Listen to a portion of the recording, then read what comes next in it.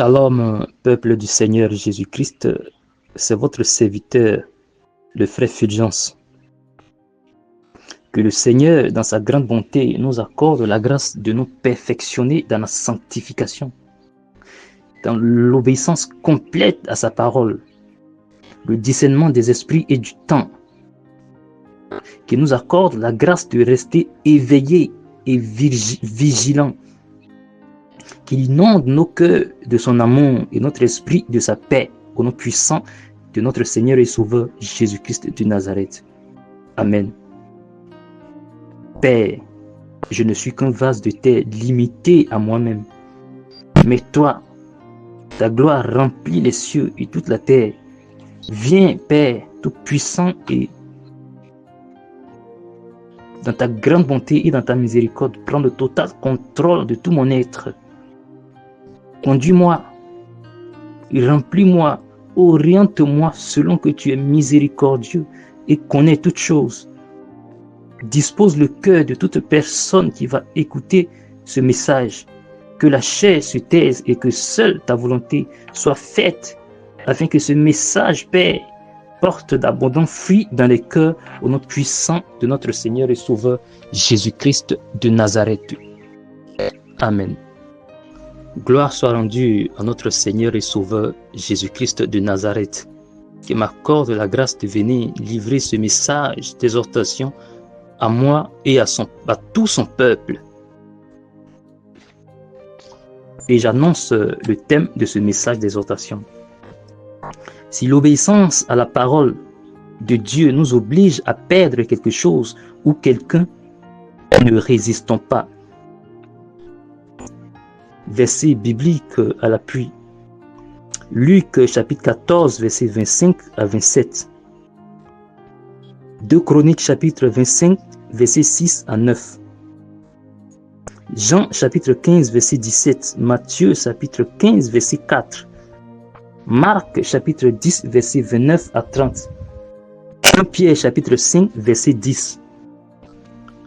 Peuple bien-aimé de Dieu, nous savons que le véritable disciple est celui qui se soumet, qui obéit à son maître, contrairement au rebelle qui est celui qui résiste.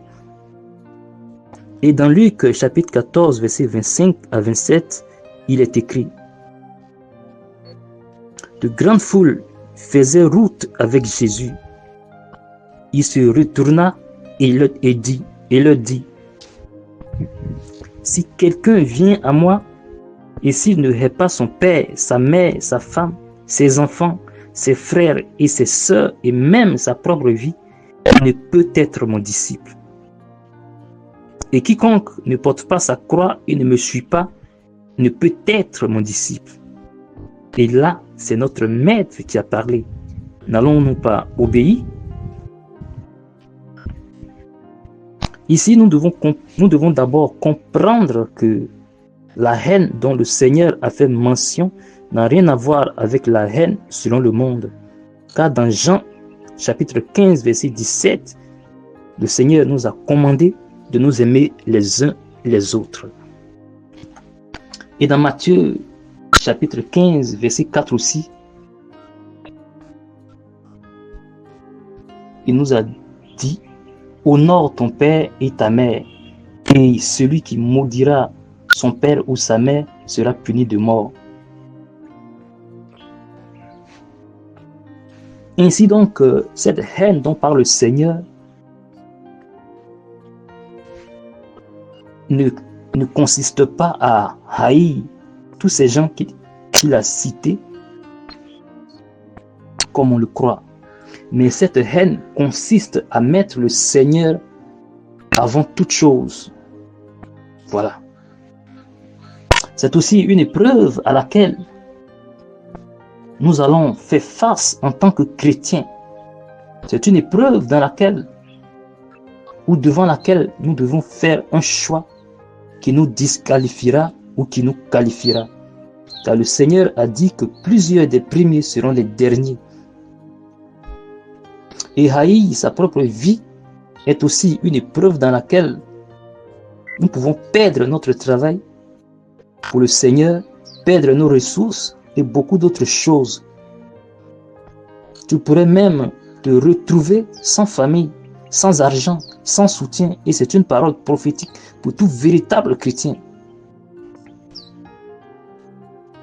Ici, nous devons comprendre que toute personne qui vient à Christ doit accepter toutes les circonstances qui selon la volonté de Dieu, se présentent devant lui. Supposons que tu as une famille que tu dois nourrir et qu'à cause de l'œuvre du Seigneur, tu n'arrives plus à assumer cette responsabilité correctement. Bien-aimé, acceptons-le ainsi.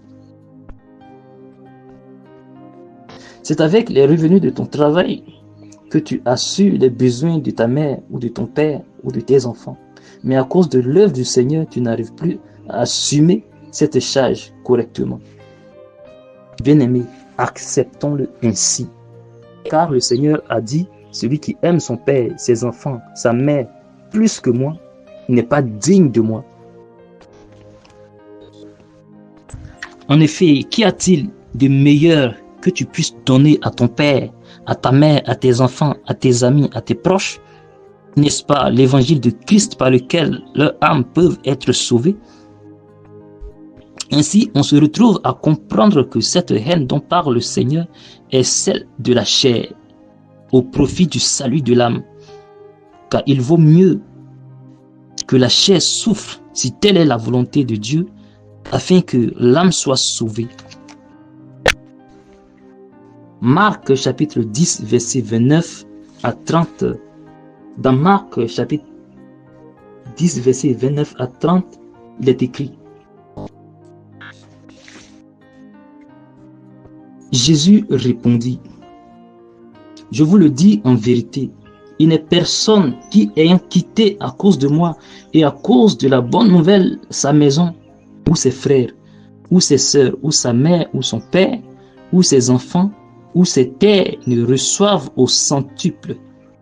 Présentement, dans ce siècle-ci, des maisons, des frères, des sœurs, des mères, des enfants et des terres, avec des persécutions, et dans le siècle à venir, la vie éternelle. Mais, Seigneur, tu nous dis d'abandonner ces choses et encore, tu dis que nous allons les recevoir à nouveau. Eh bien, peuple de Dieu, le chrétien qui vient à Christ doit premièrement se détacher de toute chose pour s'attacher d'abord à Christ. Apprendre d'abord à dépendre de lui uniquement. Apprendre à vivre ces moments d'épreuve où Christ seul est notre appui. Christ doit être en effet la priorité dans notre vie. Jésus doit être le centre de notre vie. Ce n'est pas parce que Dieu veut que nous soyons pauvres, mais il veut que nous ayons le pouvoir de contrôler toutes ces choses, parce que ce sont elles qui peuvent nous faire perdre le salut. Et il veut que notre cœur soit purifié de l'amour de ces choses pour s'attacher à lui premièrement. Parce que si nous venons au Seigneur sans d'abord un détachement et un renoncement à ces choses, elles peuvent être une pierre d'achoppement pour notre salut. Voilà pourquoi il nous demande premièrement de chercher son royaume et sa justice. Car la puissance du royaume des cieux nous donne le pouvoir sur ces choses. Car sans cette puissance, sans ce pouvoir que donne le Seigneur Jésus-Christ, sans sa puissance, toutes ces choses vont toujours nous contrôler, nous dominer pour nous faire perdre le salut. 1 Pierre chapitre 5 verset 10 dit ceci: Le Dieu de toute grâce qui nous a appelés en Jésus-Christ à sa gloire éternelle, après que vous ayez souffert un peu de temps, vous perfectionnera lui-même, vous affermira, vous rendra inébranlable.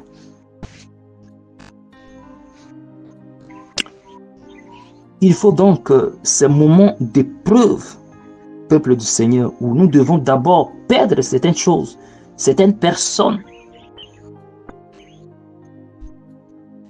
Dans ces moments-là, nous ne devons pas résister à la volonté de Dieu. C'est un temps de brisement, de sécheresse, de désert, afin que nous soyons des hommes faits. Un moment de restauration de l'image de Christ en nous. Un moment où Dieu nous forme pour dominer sur les désirs du péché. Un moment où Dieu rend notre foi inébranlable. Après ces moments de formation et de préparation, Dieu nous donne ces choses à nouveau, mais cette fois au centuple, parce que Dieu sait qu'elles ne peuvent plus être une pierre d'achoppement pour notre salut. Et là, nous commençons à comprendre que notre vie ne dépend pas de nos biens matériels, de notre mère, ni de notre père, ni de notre mari, ni de notre femme, ni de nos amis, ni de qui que ce soit, mais de Jésus-Christ seul. Parce que Dieu nous a emmenés dans une autre dimension de compréhension de la vie et de la vérité. 2 Chroniques, chapitre 25, versets 6 à 9, que je lis au nom puissant de Jésus-Christ. Il prit encore à sa sorte dans Israël 100 000 vaillants hommes pour 100 talents d'argent. Un homme de Dieu vint auprès de lui et dit: Ô roi, qu'une armée d'Israël ne marche point avec toi, car l'Éternel n'est point avec Israël, avec tous ses fils d'Éphraïm. Si tu vas avec eux, quand même tu ferais au combat des actes de vaillance, Dieu te ferait tomber devant l'ennemi, car Dieu a le pouvoir d'aider et de faire tomber. Amathia dit à l'homme de Dieu: Et comment agir à l'égard des 100 talents d'argent que j'ai donnés à la troupe d'Israël? L'homme de Dieu répondit: L'Éternel peut te donner bien plus que cela. Ici, nous devons savoir et comprendre que tout ce que nous allons perdre à cause de Christ, nous allons les retrouver, et même plus que ce que nous avons perdu. Et si nous nous tamponnons sur quelque chose ou sur quelqu'un pour ne pas perdre cette chose ou cette personne, nous résistons à Dieu. Et l'ennemi va se saisir de ça pour nous faire tomber.